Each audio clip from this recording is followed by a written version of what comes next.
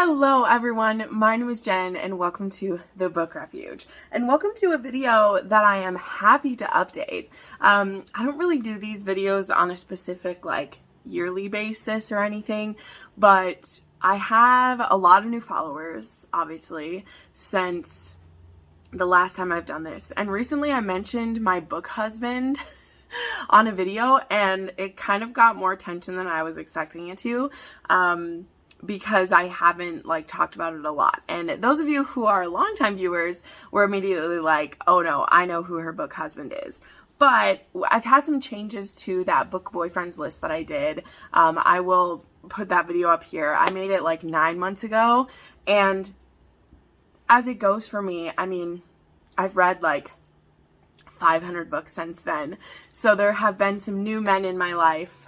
Nobody has unseated my favorites before. And what's funny is that my book husband is the same, but one of those book boyfriends, he got upgraded to Book Fiancé. That's how I'm doing it.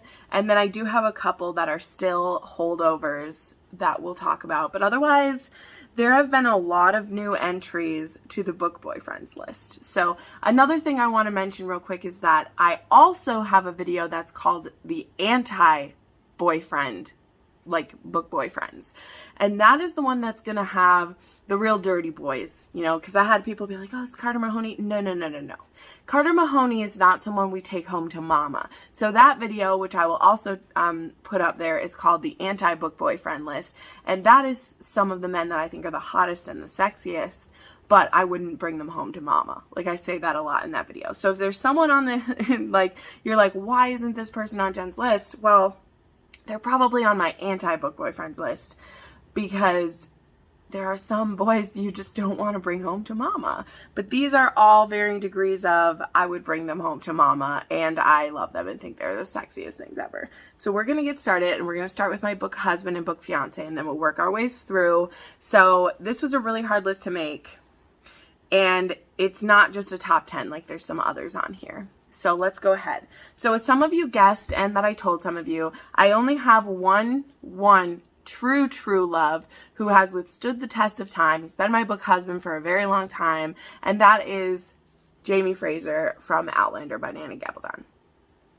And there's quite a few reasons why he's my book husband, but the main ones for me is that I've read all 8 of the main storybooks in this series. And if you're someone who's read even a couple of these, you know that this story spans 200 years and 40 years worth of time, okay?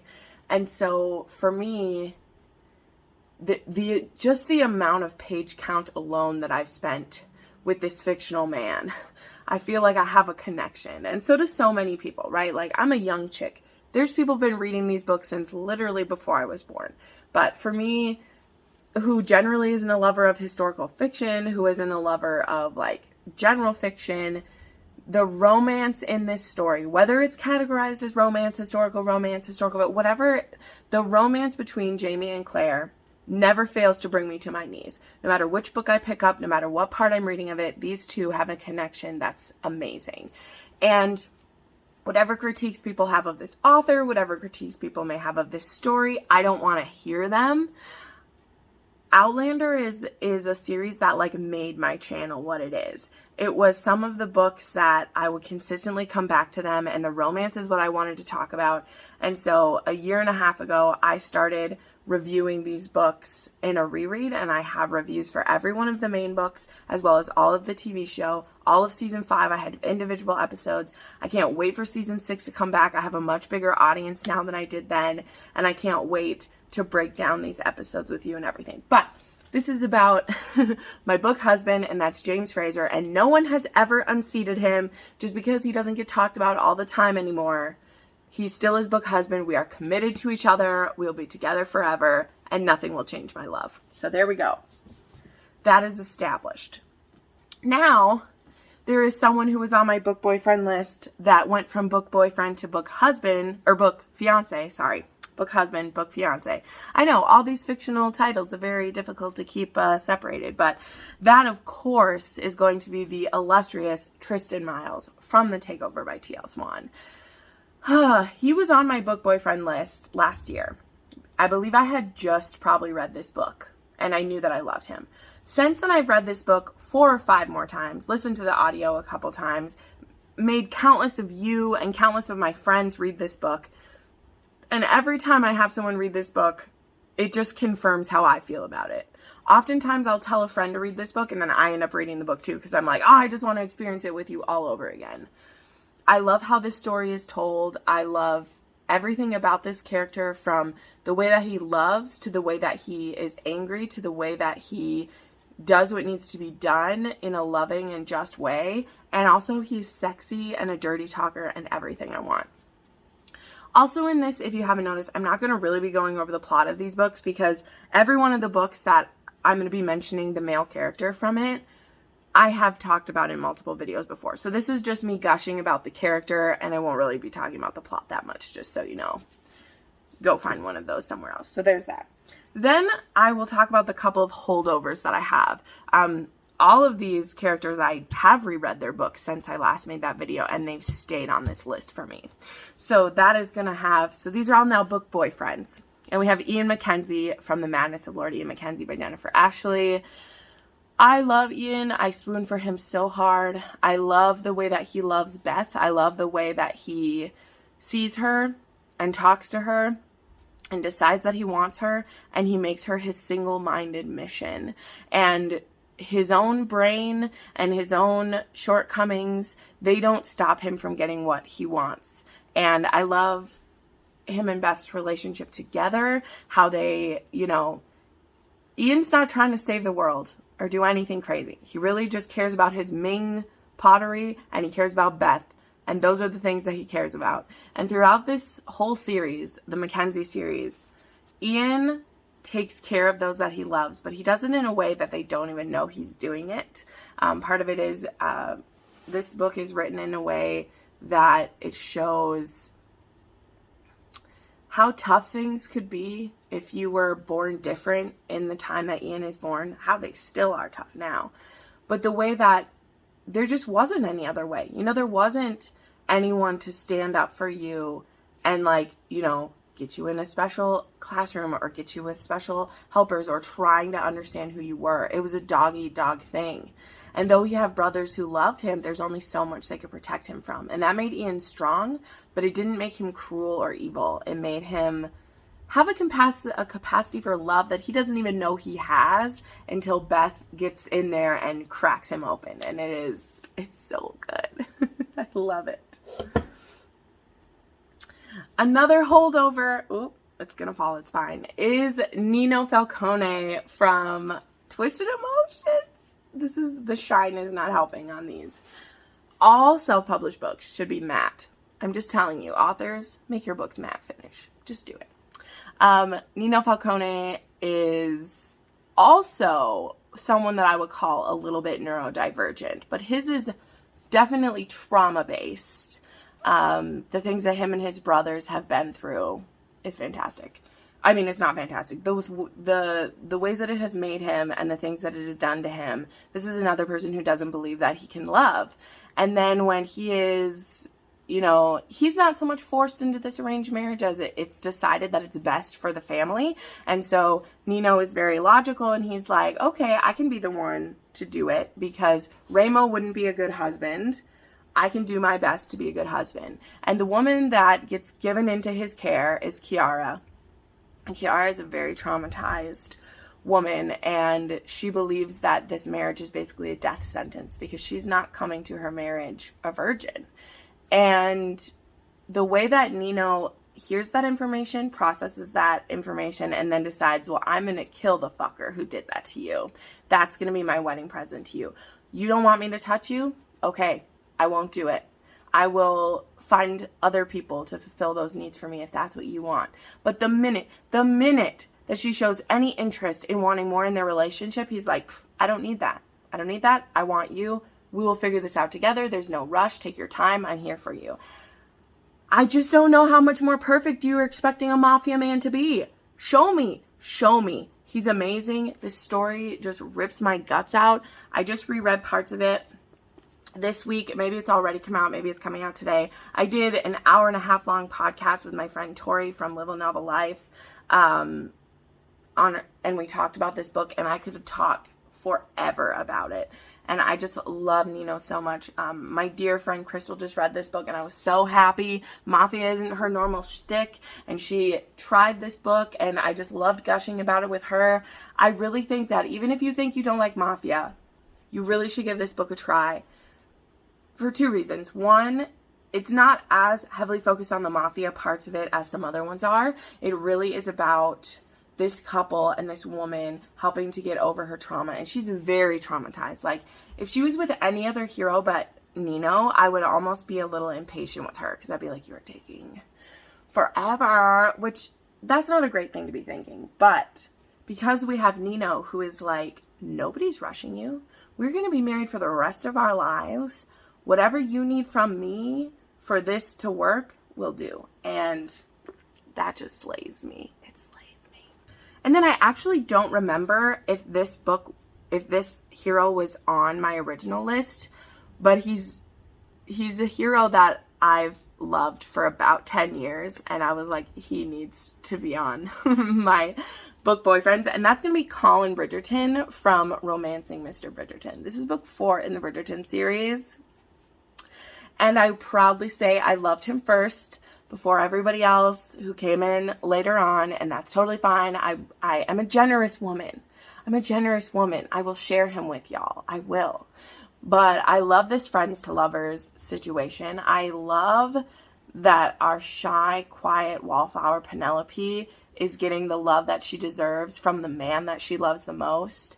And sometimes a friends to lovers can be difficult for me, because I feel like, well, was it just because she was overweight? Or was it just because you were a spoiled brat? But in this, I really feel that it isn't just Penelope. I mean, let's be real. She does choose to be a bit healthier and to get her body in a better shape where she feels confident. And that's what I loved about it, is that she makes certain changes so she feels better. And I really relate to that, because they're not saying she's all of a sudden a size 6 or anything, but she has made some choices. She's taking control of her life and been able to do that. And as someone who's done that myself, I really like that. I know we're going to talk about Colin. I just said I wouldn't talk about, but the reason why I believe that he would come home after being abroad so much and see this woman again and now start to have this connection is because I believe that she gained a confidence and like an ease of her bearing when she's like resigned herself that she won't get married, that I relate with. And I think Colin, who has had so many like women thrown at him for so long, he finally is able to recognize that, like, who's always been there? Who's the person who gets me? Who's the person who encourages my dreams? And that's Penelope. And I just love the supportive and loving relationship that they have. And yeah, Colin is definitely an ass sometimes. There isn't any of these heroes who aren't an ass at sometimes. But the way that they communicate when they're disappointed in each other and when they're upset, and the way that he ends up being such a supporter and like triumphant husband of this woman, just what a great partner he is. What a beautiful relationship that they have. And we won't talk about the TV show because we're not talking about that in my book boyfriend, but I love Colin Bridgerton. I love a man with a big family who knows how to love people, and it just makes me so happy. So Colin Bridgerton had to be on here. Now all of the rest of these books are new since the last time I made one of these. We'll start with a couple other historicals since we just started with historical. And I, of course, got to talk about my boy Winter. My boy Winter Makepeace. Let's give you a little peek in here. Winter Makepeace is a virgin historical Batman. He is the ghost of St. Giles. He is fighting for children who are being abused and treated as slaves. He runs a home for orphaned and abandoned children with his sister. And his position at that orphanage is under scrutiny at the beginning of this book. The ladies who are donors and supporters of this home, they feel like Winter maybe isn't the best representation for them anymore because he's not very sociable and he's not very fashionable and he's not going to be the one who's going to get them the support that they need. And so the woman that he falls in love with is an older woman. She's a widow. She has a lot of sadness in her background. This book does have trigger warning for infertility and multiple miscarriages. And Lady Isabel is given charge of helping him come up to snuff. And however, their first interaction is when he is the ghost of St. Giles and she rescues him at the beginning, and some of her first interaction with him is her giving him a sponge bath and seeing to his injuries. And then Winter is just absolutely enamored with her. And the things I love best about Winter, he's an excellent communicator. He is supportive. He is strong. He definitely has some Daddy Dom vibes. I'm not even going to lie, even for our virgin hero, because he has chosen to be celibate, not because he can't have a woman, but because he doesn't want to be distracted from his goals. And his goals are to protect the children of St. Giles and to stop anyone who would abuse them or misuse them. So could you give me a more perfect, selfless man? I don't think so. And then he comes face to face with Isabel and he's like, well, fuck, I really like this woman and I want her. But will I still be able to fulfill my duties and take care of these children who they have no one else looking out for them? So I just appreciate him so much. Of course, I'm a sucker for a man who loves children that much in the way that he looks out for them and wants to, I mean, he doesn't look at it as that, but he's their hero. There's no one else looking out for them. And I just love watching him come to grips with his feelings. But then not only is he having feelings, but Isabel is running from certain things. You know, she is half alive. And when they meet each other, they both come fully alive. And it's so beautiful. And Winter just rips me to pieces. I look forward to rereading this book so much. I can't imagine that it won't be on my top list of books to like reread at the end of this year. And I'm already looking forward to it so much. Then another one, which is, you know, pretty unknown from what I've seen. We're actually going to be reading the first book in the series in June for my book club. But, oh my gosh, I love this. This book is so funny because it's the author, so I'll show you this. It's Unclaimed by Courtney Milan. And this one also has a virgin hero. But he's so fascinating. So our hero is Mark Turner, and he wrote this book about a male's guide to chastity. And it's been taken out of context by a lot of people. Like, a lot of people view it as like women are to blame for men not being chaste, and that men need to abstain from that. And they've just taken it all the wrong way. Because what Mark really meant, what he really meant about chastity is that it's a men's duty to see women as more than just a place for their cock. And when you choose to be chaste and you decide that you want to know and love a woman before you sleep with them, you value that woman. You know, and it isn't about slut shaming, and it isn't about, you know, a Puritan view. And so Mark is this person that he actually got knighted for this book. So he's Sir Mark Turner, and he hates it because everyone misunderstands what he wrote. And so he's seen as this pious do-gooder. Some men love him, other men hate him. There are women who try to seduce him just to prove that they can. So he's in this really weird predicament. And then he meets Jessica.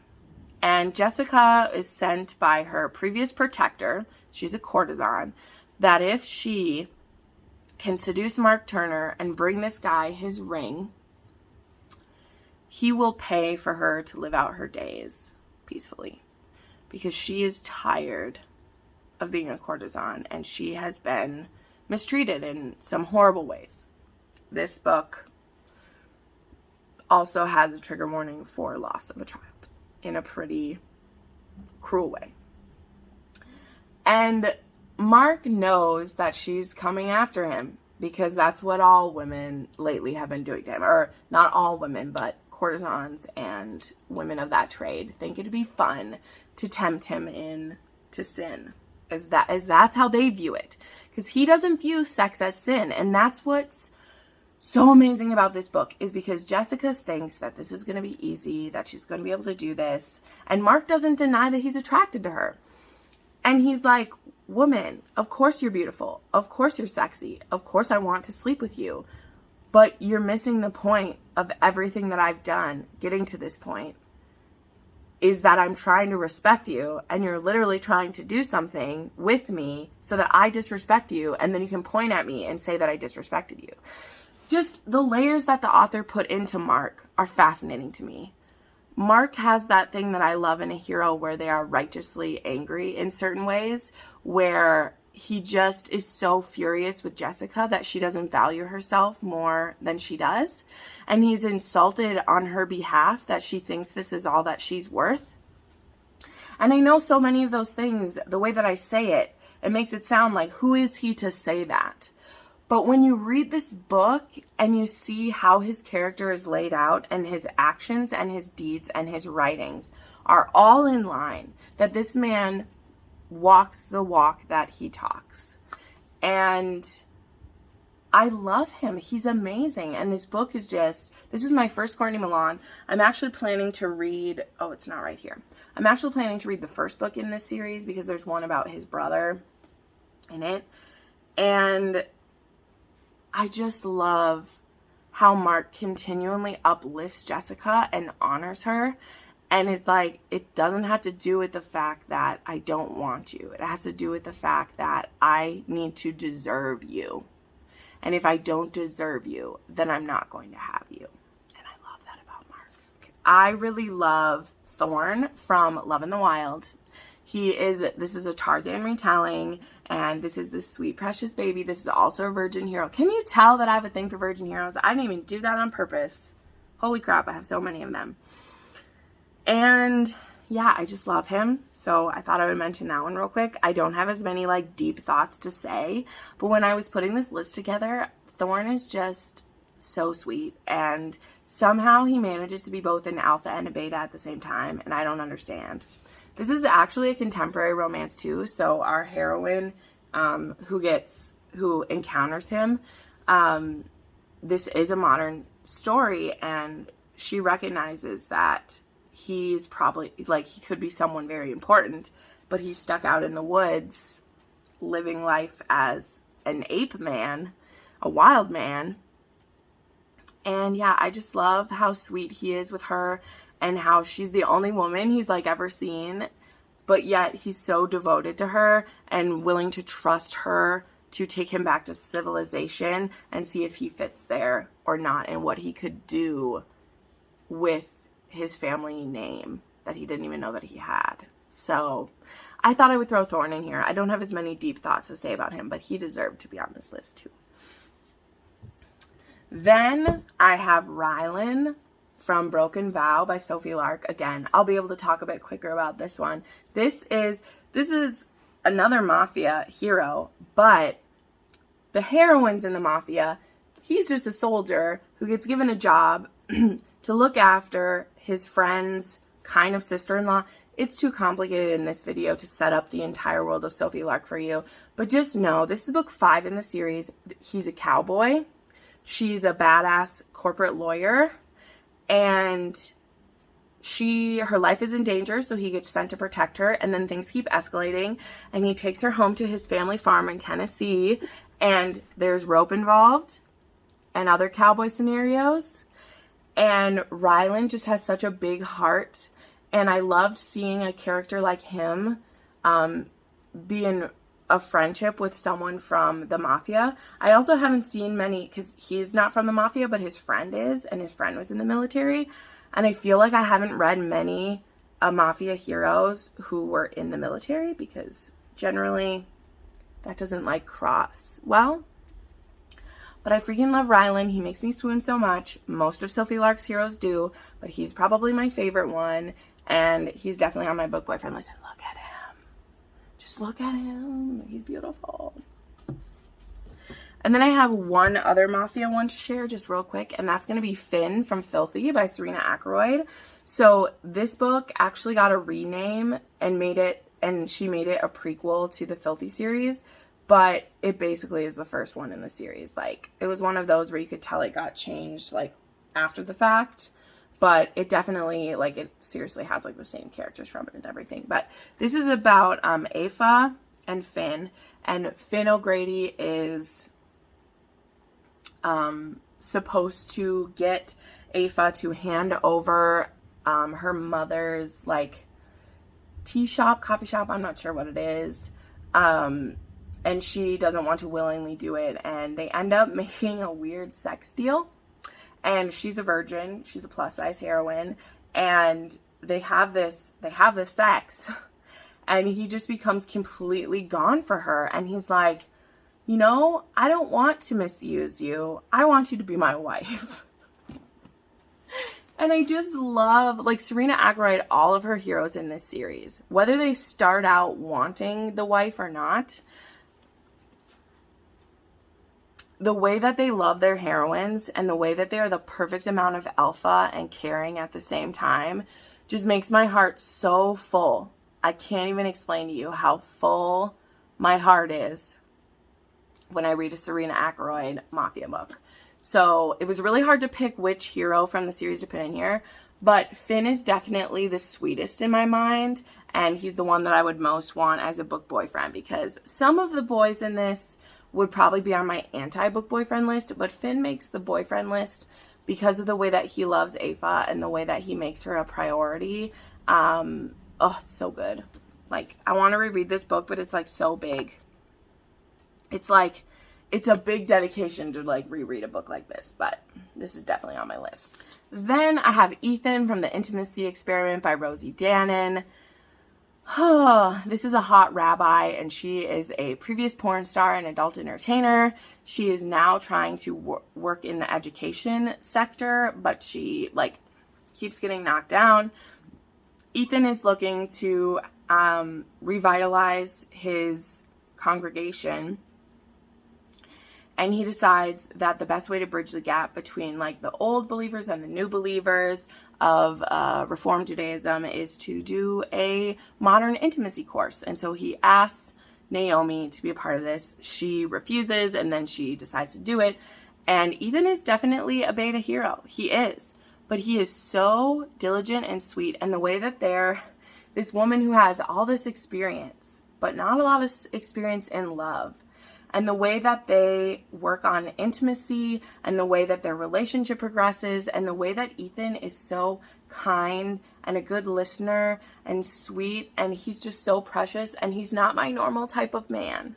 But there's just something about him that just makes my heart squeeze, and he makes me so happy. So we had to have Ethan on here. Then I do have a throwback. For you. I have Pike from Birthday Girl by Penelope Douglas. This was my first age gap book that I, like, knew that I was reading an age gap book. Do you know what I mean?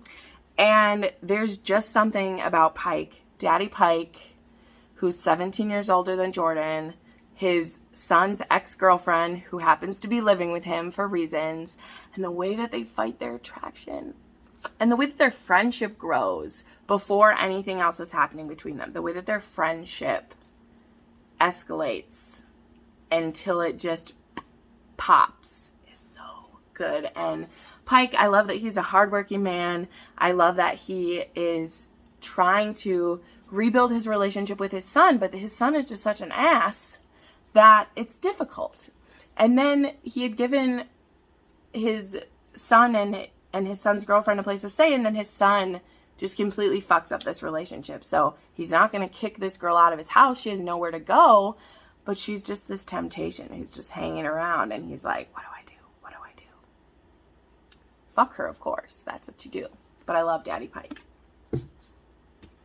Just two left. We have Grip from the Grip trilogy by Kennedy Ryan. Yes, I'm on the train. I'm here for it. I love him. I love my sexy rapper man. He is sweet dark chocolate, and I just want to lick them all up. And I love this trilogy. I'm holding up Still because in Still is the one where Grip just broke my heart. I love him in the previous two. You know, he is young, he fucks up a little bit, and now he's trying to win Bristol over. This is a best friend's sister romance. But the thing is, his devotion to Bristol, and once they're in their relationship, and the ups and downs they go through, and everything that's being thrown at them, there's racist things, there is, you know, Black Lives Matter situations, there is, you know, people saying that you're a sellout if you're with a white woman, and then there's just that. Then there is the struggles that their family life has. This book also has trigger warnings for loss of a child, and just how they are broken down again and again, and they keep rebuilding, and they're better and better every time they rebuild. And a lot of that just comes from Grip's devotion to Bristol, and that he knows that she is the lover of his heart, and he will not be deterred. He will not be distracted. He will not believe the haters. He will love his woman, and he will be the best for her that he could ever be. And man, he just deserves this list so, so much, and I'm so glad that I finally read this series. And I just want to, like, oh, it's so painful but so beautiful at the same time. It's fantastic. And then the last hero that I want to talk about, I just had to do it. I just had to do it because this book pushed it over the edge for me that he is who I want. And that is Cassian from A Court of Silver Frames. If you're a fan, you know that this man is so patient and so sexy and so delicious that he just had to be on here. He had to be on here. I loved Cassian in the original trilogy for the series, and I knew I was going to love him in this one as well, but this just pushed it over the edge for me. The way that he, you know, it's not like he's thrilled that Nesta is his mate either, okay? It's not like it's the best thing that's ever happened to him. It is hard to love a woman who hates herself, okay? It is hard to be supportive and to find ways to be loving when that person hates themselves, and that comes out as this vitriolic hatred. And if he hadn't have felt the tug of there being something more to it, would he have stuck around? I think he would have. I think Cassian was willing to be the punching bag and the dartboard and the battering dummy for Nesta to find herself again. And he's still just as alpha as hell. You read some of the sex scenes in this book and you'll know what I'm talking about. But I love him so much. And I'm so glad that I was paid back for that love with this book. Because I fucking love this book. And I loved everything that Nesta went through, but I also loved how devoted Cassian was. At times, he was a bit of a doormat. But in the span of eternity, in the span of how long this couple will be together, he's willing to take one for the team that is him and Nesta. He's willing to take one for the team until he's not anymore. Until they reach a spot where it's like, we're done with this now. And now it's time to move on and be who we're meant to be. And I love it. I freaking love it. So, yeah. So there you go. Those are my book boyfriends, fiance, and husband. So now I can have a place to refer people to that video if I mention it again. But tell me who your book boyfriends are. Are any of mine on your list? Who are your top 3? I would love to know. Thank you so much for watching this video. Make sure to subscribe and like if you want me to keep making stuff like this. And I'll see you in the next video. Bye.